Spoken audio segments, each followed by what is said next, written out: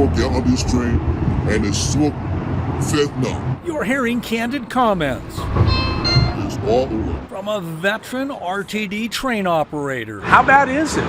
Very, very bad. Getting the unfiltered insight How often have you seen it happen? Every day. because he doesn't know he's talking to a hidden camera. Every day you smell it. And our hidden cameras found Fentanyl that they're smoking. They're smoking fentanyl. train operators aren't the only ones navigating the latest drug epidemic.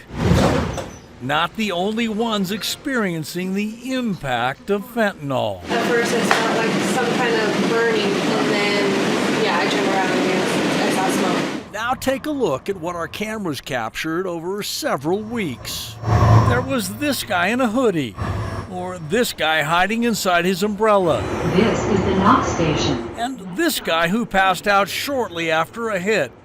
All apparently visual proof of what we heard from riders and operators. How frustrating is it for you as a driver? Oh, we get sick every day.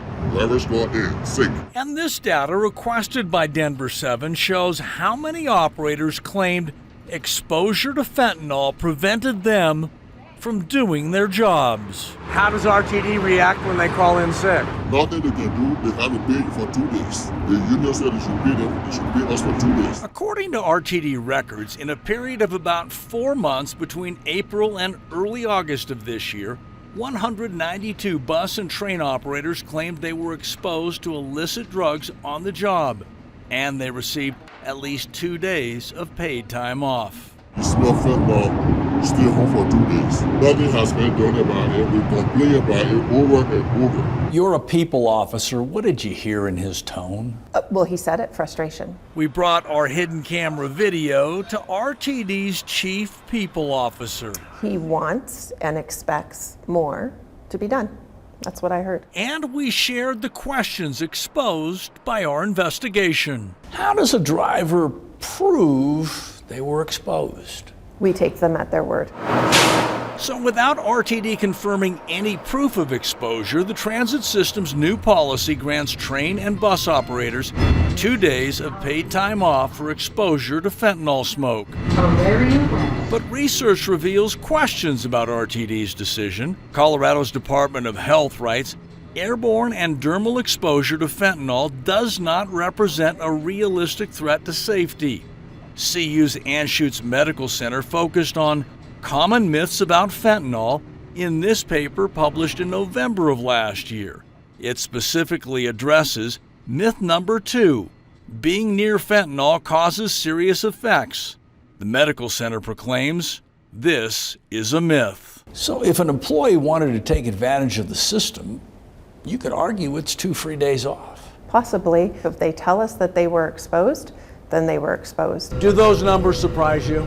I have to say, I am surprised. He's RTD's chief of police. We spent an afternoon with Joel Fitzgerald, sharing with him what our investigation had uncovered. As a journalist, is it fair for us to question why these drivers are getting 2 days off?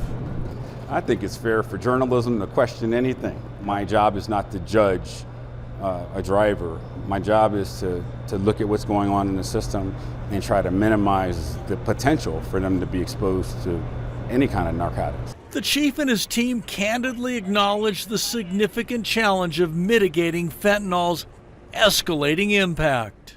You guys ride a lot.